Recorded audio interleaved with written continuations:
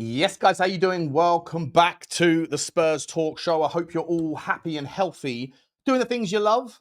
It is Tuesday, the 9th of September. It's still International Week. Most of our players are returned, and it was going to be a quiet couple of weeks at the Spurs Talk Show, but nothing like a good old-fashioned meltdown or a melt-up in the Tottenham fan base. And, of course, the catalyst for this one has been about Daniel Levy's departure from the football club.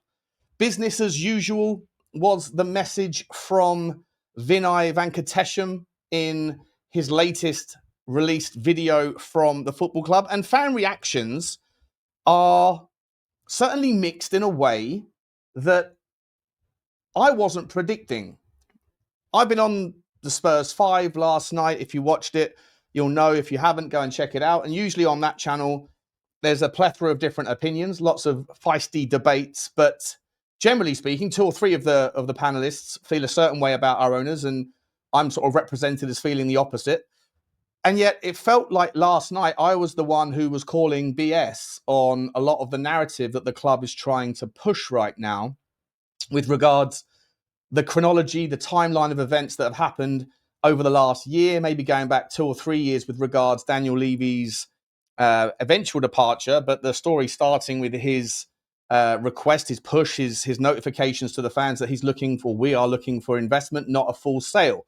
Obviously, in the last week, there's been a lot of noise following Daniel Levy's departure regarding potential takeovers. Two expressions of interest from two different counterparties were made. The club came out and said unequivocally that they are rejected.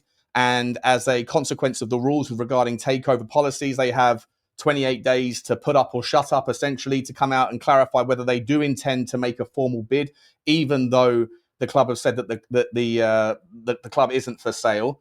One of them, Amanda Staveley, and I think it's PCP Finance, PCP Capital Finance, I think, they have come out and said that they don't intend to make any offer in the next 28 days by October the 5th. However, there's subsequent more stories coming out saying that Amanda Staveley hasn't lost interest and that she's going to monitor the situation and may come back with a firmer bid or an entire bid overall within the next 12 months. Of course, by the rules of the Takeover Board, you have to now sit back for 6 months before you can come again, having clarified that you don't intend to make a bid. We haven't, as of yet, heard from Firehawk Capital, Dr. Roger Kennedy, and Wing Fi Ng, I think his name is. And so their consortium of investors from the sort of the Far East, but also that have very much footprints in VC, PE, and American investment banking background. So we shall see. They will have to come out with something in the next sort of 4 weeks, whether they do intend to make a bid. Obviously, those guys, if I'm entirely honest, the way I've looked into what I can find on the information, their main visual representation of business background comes from Triller, the social media channel, the social media streaming platform that used to be a competitor to what is now TikTok and has subsequently become a competitor to the likes of DAZN in terms of, lesser popular but certainly high potential sports like bare knuckle boxing and those sorts of things. It will be interesting to see what happens with that particular story. But in all honesty, I don't think that the club do want to sell at the moment. They might be more interested, or they certainly will be more interested in getting some money through the doors to be able to pay for phase 3 of the Northumberland Park development plan. And I've got it on good authority today that the overall budget for what is expected from phase 3, which is the hotel, 2 initial residential blocks, but actually 2 further residential blocks slightly closer to the station, and a extreme sports centre, is somewhere between 550 to 600 million pound. The hotel, of which we were having this debate last night, is somewhere around 100 to 120 million pound. Now, remember, the club has taken out 125 million pound from Tottenham's finances to pay for infrastructure spend, or sorry, not infrastructure spend, for property and machinery, those sorts of things, over the last 3 years. And so Tottenham certainly need more money. And unless they find it from the potential investors, these or others, then there will be, I guess, demands to take more money from the coffers of Tottenham, which won't go down very well. Now, there's obviously a lot of rumours right now regarding a naming rights deal. Been speculation about that for a long time, but somewhere between 250 and 300 million pound is the suggested target, about 25 to 30 million pound per season over a 10-year deal. Also speculation around whether that was going to be front run and the investors were going to come in and give most of that money up front, possibly with like a discount on the overall spend for the front run of the money, to be able to put a lot of that towards that property development. Now, as far as I'm aware, but I can't commit to this, so please don't quote me, but I'm pretty sure that there are commitments regarding the hotel that it has to be built, it has to be ready within the next 2 years to be ready for the international tournaments that are taking place. And so there's a lot going on. There's a hell of a lot going on. At the same time, Daniel Levy's tenure comes to an end just at the end of the window. Now, most people, as I said at the start of the video, most people that seemingly were ENIC out and Levy out were very happy with the idea of Levy stepping down and are not particularly curious, not particularly bothered about the hows and the whys and how that all came about, because they've got one part of their the problem that they saw with regards us being held back out of the way. They still feel that way about ENIC as well, and ultimately they would love to see a takeover take place. At the moment, that's not going to happen. So how do they feel about the sort of the new revelations, the new noise in the zeitgeist that's being planted, in my estimation, from people like Matt Law at the Telegraph? We've got the guys from the Times saying similar sorts of things. We've got Sky News as well. I think his name's Rob Andrew, was it? He said that they're all saying that the new owners under the Lewis children, that Vivian and Charlie, that they have, they're generational Tottenham fans, and they want more in line with what Tottenham Hotspur fans want, which is more success more frequently. And that's nice. It's a nice thing to hear. But the way that it's been represented and presented to the way I've received it, and this is not an attempt to defend Daniel Levy. I don't care about any of those things, never have. It's just a way of trying to figure out exactly what the go is. I interpret it as though there is a little bit of an attempt to pull the wool over the eyes, to try to get a clean slate, a fresh, free hit with the minds of short memory Tottenham fans who would like to think that Daniel Levy, or they would like you to think maybe that Daniel Levy was the reason why ambition wasn't apparent. And I can't get on board that notion, not in an attempt to defend Daniel Levy, but to defend basic common sense. It wasn't Daniel Levy that had the access to liquidity. He wasn't liquid enough in his own net wealth to be able to put money into Tottenham to the tune that would have been necessary to have expedited these projects, to have got ahead with regards to these infrastructure spends, to be able to then sell your left arm to the right arm, the PSR, the FFP shenanigans that have been taking place. All of those things could have been expedited with access to more capital that could have come from the Lewis Foundation, the family trust. It didn't. And now there is this notion and this speculation in the zeitgeist again that before January there'll be £100 million that will be pumped in to the football club via the Lewises, and that somehow is a demonstration of all of the ambition that apparently hasn't been there. Again, in an attempt, I think, to whitewash the history. And I don't subscribe to it. I'm not sitting here trying to chastise the Lewises. I'm not trying to sit here and defend Daniel Levy. I'm just saying it as I see it. To me personally, I think this stinks as a little bit of I'm not going to say it's a coup, but I certainly think it's an attempt to throw Daniel Levy under the bus to be able to give these guys a bit more breathing room. And I think that, time will tell. At the end of the day, none of these things really matter. Outcomes are all that matters to Tottenham fans. Are we going to have, £150 million January transfer window? Are we going to have 150 million, 200 million pound summers? All those things. Are we going to be able to buy the best players to attract them via salary increases and by being able to negotiate in good faith? And Daniel Levy's departure for me absolutely increases the likelihood of that with regards to negotiations. I 100% subscribe to the notion that he is someone that I think over the years, his negotiation style being zero sum, this mindset where someone has to win and someone has to lose and it has to be exhausting. Those things may work in certain areas of business, in certain industries where you don't necessarily have relationships to build with customers. They are one and done. Selling cars, those sorts of things are situations where hard dealing is probably to benefit to the victor. In an industry where you have relatively few counterparties, relatively few people that you're going to be going back to the table with relatively frequently, then having that sort of zero-sum negotiation style isn't a benefit to anybody, and it probably has burnt a lot of bridges over the years. And so, consequently, Daniel Levy being stepped to one side now and allowing somebody else, whether that's Vinay, whether that's Johan Lang, whether that's Paratici, whoever it's going to be that will be taking care of these negotiations going forward, those things probably are going to be of benefit to Tottenham Hotspur, that hopefully new doors can be squeezed back open again, and we can go in good faith and try to resurrect some relationships that otherwise wouldn't be easy conversation to have. Does that mean that we're going to be able to attract better players? Not necessarily. The ability to attract players comes down to the ambition, the project, and the viability of the players' willingness to be there, and the vendor, the selling club's willingness to sell at the right price. Is the fact that Daniel Levy's out of the way, and the fact that that the Lewis children are coming in with an attempt to try to demonstrate to the Tottenham fans' ambition, is that going to be something that will be seen as leverage in the eyes of savvy chairmen elsewhere? Is Parish going to be someone that is going to be easier to deal with if we go back in for an Adam Wharton in the summer or in January? Or will he see a new environment at Tottenham that he can take advantage of? We shall see.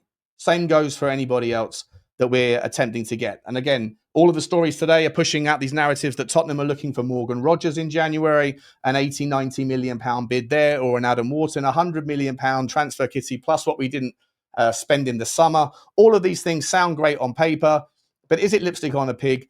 I'm not entirely sure.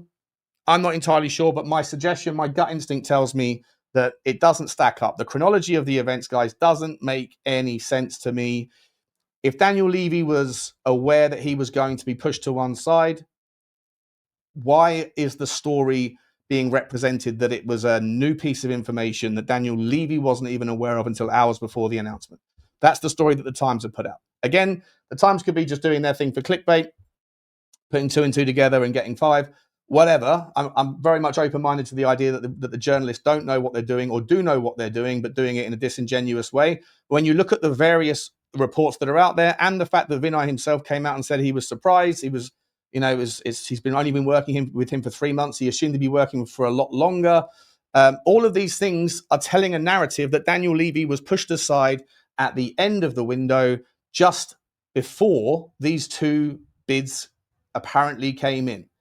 If that isn't true, and a lot of people who are also claiming to be ITKs on Twitter sphere, etc., they're all saying that that's a load of nonsense, that Daniel Levy was, of course, aware of it, then why would Daniel Levy be okay with that narrative being presented? Because it makes him look like the fool guy. And if he isn't, if he's on board this, if the whole relationship is entirely convivial, then why would Daniel Levy allow himself to be used as the fool guy, the sacrificial lamb? It doesn't make sense. Neither, by the way, does the idea that he's going to be sidelined entirely. He is still a part of ENIC, and he is still very, very capable at the various projects that are potentially or particularly off of the field. I'm not someone who subscribes to this notion that he was a terrible on-field chairman. I don't personally agree with that. I know a lot of you think he was awful. I don't. But certainly, I think most of us can agree that he's very good at the off-field stuff. So I'm sure he will still be involved in some regard, but whether or not he's okay with this, I don't buy it. Simon Jordan sort of speaks from my hymn sheet on this one in regards to him saying that there's certainly something that suggests that he'll need to be lawyering up. Also, Stefan Borston has also come out and saying that he believes that there was an argument, a power struggle. I think that's exactly what's going on as well. And so the notion that this is all part of a plan and everyone's happy, I don't buy it for a second.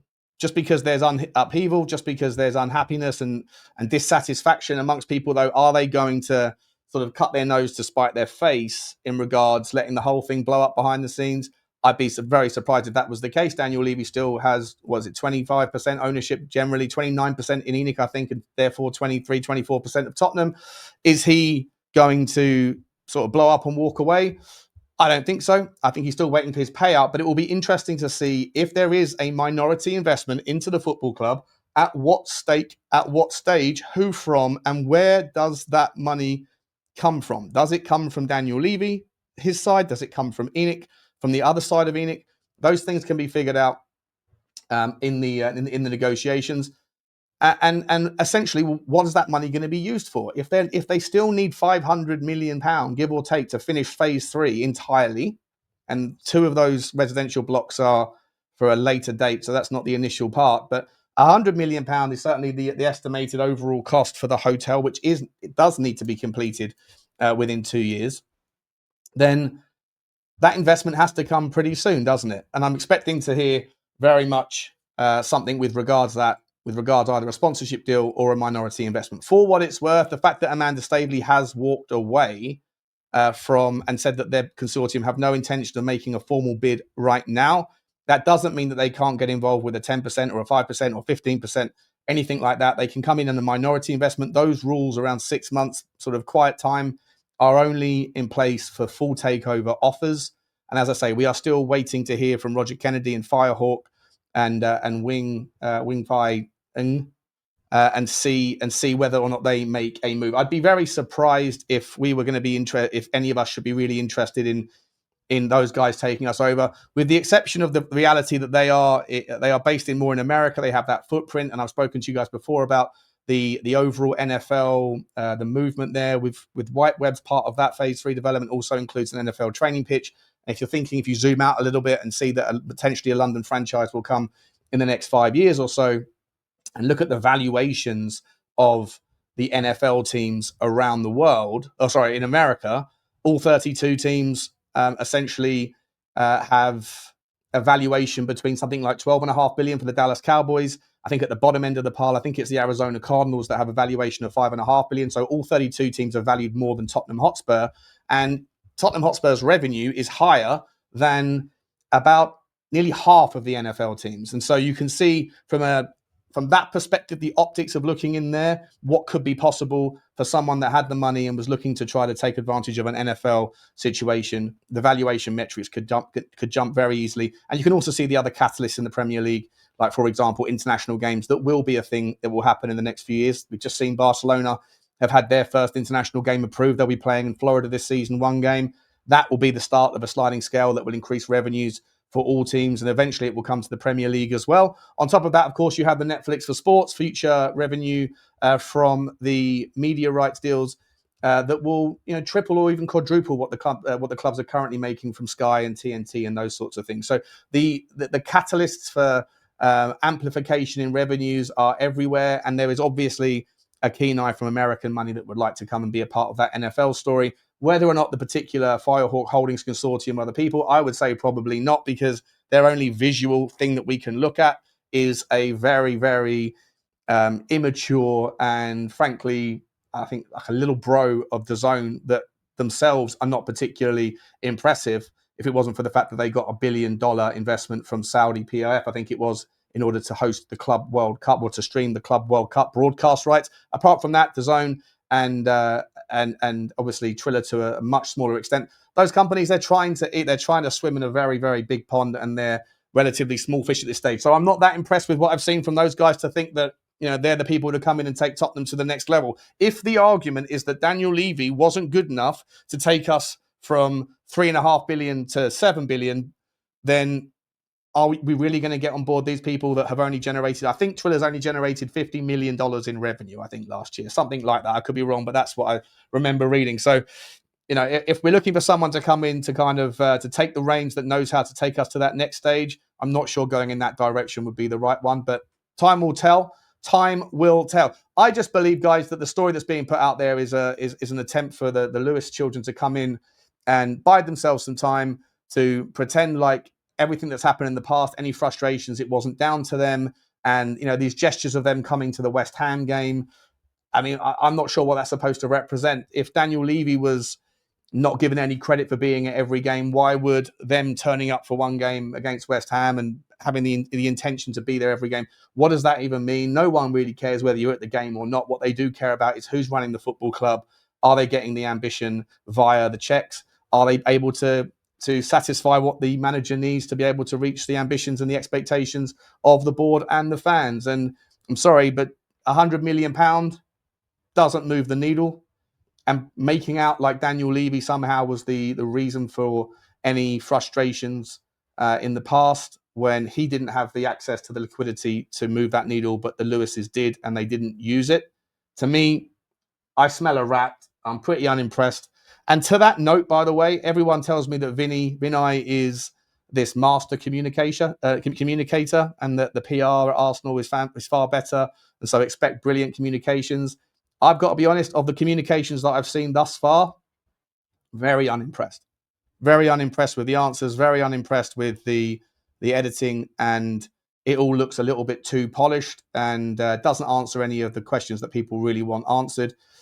And yeah, listen, it's a weird one because I feel like I've been characterized as someone that's defended the club, defended the ownership for a long time, and yet I seem to be one of the people that are more upset with this particular, not the outcome, but the way that the story has been presented, the way that the media are being utilized, the way that that the story is being told. It doesn't stack up, it doesn't add up, and I don't buy it for a second.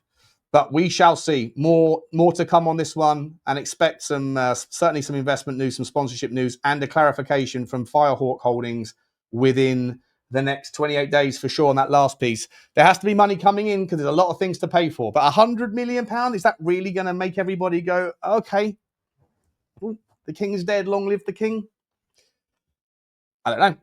Let me know your thoughts. Like, subscribe, and comment. And by the way, this video is sponsored by OK Jersey. If you are looking for very affordable but top quality jerseys, go to okjersey.com, or you can just scan the QR code down there. 8% off at checkout with code Sean, SEAN. Appreciate them. Appreciate you. Like, subscribe, and comment. And if you are interested in the audio stuff, the podcast versions, then this is on Apple Pods, Amazon, and Spotify, as is all of the content on this channel. Love you all. Let me know your thoughts. Bye.